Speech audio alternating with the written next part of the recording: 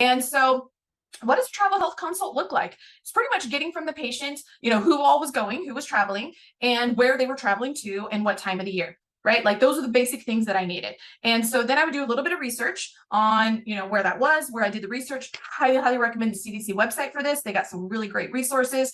If they're going to Belize in December, that might be different than even Belize in June, right? Like there's different bugs and insects and those kinds of things. So I would look up those kinds of things and see what was going on in that country, right? What were some endemic diseases? What were common things? Is there mosquitoes? Is there mosquito-borne illnesses? Is there a lot of diarrhea? Those kinds of things. And then I would come up with some recommendations. And when I did this, it was long before telehealth was easily accessible. But then I would usually call the patient's doctor and say, "Hey, doc, I met with your patients. They're going on this travel plan. Here's my recommendation."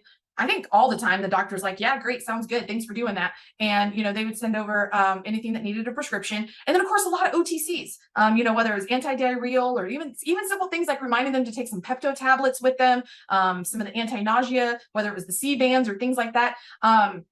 There's a lot of stuff that's available over the counter too. And so you get paid for the consult, right? And then the patients get their prescriptions and buy their OTCs. And again, it's creating a lot of revenue and providing a very high value service.